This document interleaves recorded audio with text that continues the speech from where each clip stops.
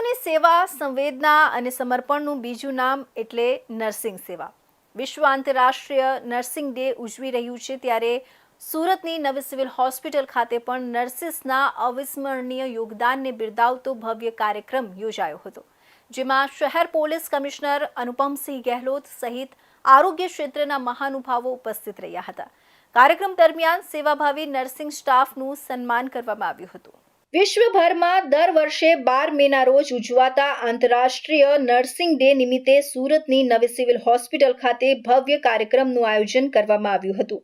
નવી સિવિલ હોસ્પિટલના ઓડિટોરિયમમાં યોજાયેલા આ કાર્યક્રમમાં આરોગ્ય ક્ષેત્રમાં સેવાભાવી ભૂમિકા નિભાવતી નર્સિસના સમર્પણ, સંવેદના અને નિષ્ઠાને બિરદાવવામાં આવી હતી. કાર્યક્રમમાં સુરત શહેર પોલીસ કમિશનર અનુપમસિંહ ગેહલોત મુખ્ય મહેમાન તરીકે ઉપસ્થિત રહ્યા હતા.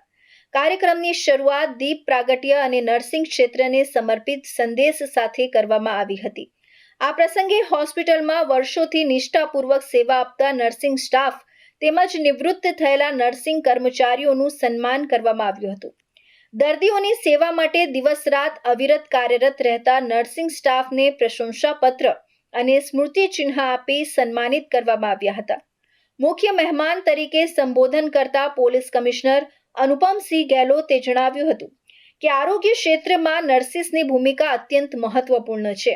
કોઈ પણ દર્દી માટે ડોક્ટર સારવાર આપે છે, પરંતુ દર્દીને સતત હિંમત, સંભાળ અને માનસિક આધાર આપવાનું કાર્ય નર્સિસ કરે છે. કોરોના મહામારી દરમિયાન નર્સિંગ સ્ટાફે પોતાની જાનની પરવા કર્યા વગર જે સેવા આપી હતી તે સમગ્ર સમાજ માટે પ્રેરણારૂપ છે. કાર્યક્રમ દરમિયાન પૂર્વ health director Gujarat doctor Vikasben દેસાઈએ નર્સિંગ ક્ષેત્રના મહત્વ પર પ્રકાશ પાડતા જણાવ્યું હતું કે નર્સિંગ માત્ર વ્યવસાય નથી, પરંતુ માનવ સેવાનું શ્રેષ્ઠ ઉદાહરણ છે. દર્દીઓ પ્રત્યેની સંવેદના અને સેવા ભાવનાથી જ આરોગ્ય વ્યવસ્થા મજબૂત બની શકે છે.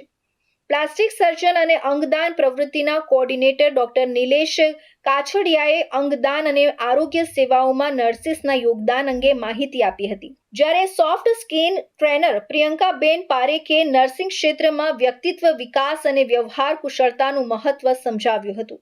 આ પ્રસંગે આરએમઓ ડોક્ટર કેતન નાયક, નર્સિંગ સુપ્રિન્ટેન્ડન્ટ, નર્સિંગ કાઉન્સિલના ઉપપ્રમુખ ઇકબાલ કડીવાલા સહિત મોટી સંખ્યામાં નર્સિંગના વિદ્યાર્થીઓ, નર્સિસ અને હોસ્પિટલના અધિકારીઓ ઉપસ્થિત રહ્યા હતા. વિશ્વ નર્સિંગ દિવસ છે ત્યારે આપણા સિવિલ હોસ્પિટલમાં મારી નર્સો બહેનો માટે જે કાર્યક્રમ રાખવામાં આવેલા હતા, દર વર્ષે રાખવામાં આવે છે.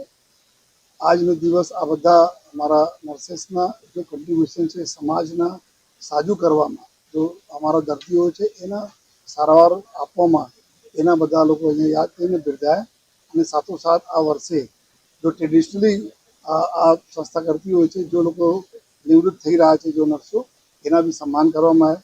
લોકો 34 વર્ષ, 35-36 વર્ષ તક સર્વિસ કરી લોકોને જો સારવાર પછી જો એના માનસિક અને જો શારીરિક જો સહાયની જરૂર પડતી હતી, આ અમારે જો બહેનો આપી છે એના માટે અમે તમામ બહેનોના આભાર માનીએ છીએ. સાથોસાથ બધાને ખબર છે કે ક્યારે આપણે સિવિલ હોસ્પિટલની વાત કરીએ તો હજારોની સંખ્યામાં અહીંયા દર્દીઓ આવે છે દરરોજ. આજુબાજુના જિલ્લાઓ હોય, આજુબાજુના રાજ્યોના બી લોકો અહીંયા આવે છે. ત્યારે જ્યારે એના સારવાર હોય, ઓપરેશન હોય, બીજા ટ્રીટમેન્ટ થયા પછી જો એની પૂરી સારવાર, એના દેખરેખનું કામ આપણા નર્સિસ કરે છે. અને અહીંયા પછી સાજું થઈને જાય, એના તમામ જો તકેદારી રાખે છે. ચાહે ગંભીર રોગચાળો હોય, ઇવન કોરોનાના સમયમાં જ્યારે લોકો પોતાના આપણા સગા સંબંધીઓ પાસે નથી જતા હતા, ત્યારે આ બધા નર્સિસ અમારા જો એના દેખરેખ કરતી હતી. તો આ અમારી ત્યાગ, સમર્પણ અને સાહસના પ્રત્યેક તમામ નર્સોને અમે વંદન કરીએ છીએ અને સાથોસાથ શુભેચ્છા પણ પાઠવીએ છીએ કે સમાજના અભિન્ન અંગ હોવાના કારણે આપ આવનાર દિવસોમાં બી સકારાત્મક અભિગમ રાખીને લોકોના દર્દીઓની સેવા કરતા રહેજો. વિશ્વ નર્સિસ દિવસ છે. હું નર્સિસોને શુભકામના આપું છું. હું 6 વર્ષથી ઇમરજન્સી ડિપાર્ટમેન્ટમાં ડ્યુટી કરું છું અને ઘણા વખતથી હું સેવા બજાવું છું. ઇમરજન્સી ડિપાર્ટમેન્ટમાં ઘણા એવા દર્દીઓ આવે છે, બચ્ચા હોય છે, મોટા હોય છે, વડીલો હોય છે, ઘણા બધા એક્સિડન્ટના હોય છે, માસ ઇમરજન્સી હોય. હું મારી પરિવારની છોડીને પણ હું 24 કલાક હાજર રહું છું અને સેવા માટે આવી જાઉં છું. અને ઘણા એવા દર્દીઓ હોય છે કે જેને પ્રેમ ભાવ અને નિખાલસતાની જરૂર હોય છે, હું એમને એવા પેશન્ટ રડતા બી આવતા હોય છે સ્ટ્રેચર ઉપર કે જેને હું એને પ્રેમથી સમજાવું છું, ઇન્જેક્શન આપું છું અને ઘણા દર્દીઓ સાજા થઈને જાય છે. તો ઘણા એ દર્દીઓ ખુશ થાય છે અને દુઆ આપે છે કે બેન તમે અમને સમજાવ્યા, આજે અમે સારા થયા.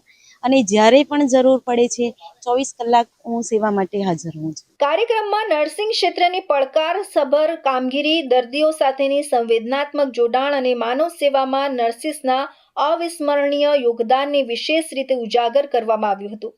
મહાનુભાવોએ જણાવ્યું હતું કે સમાજને સ્વસ્થ અને સુરક્ષિત રાખવામાં નર્સિસની ભૂમિકા પાયાની છે અને તેમના સમર્પણને કારણે જ આરોગ્ય સેવાની વ્યવસ્થા વધુ મજબૂત બની રહી છે.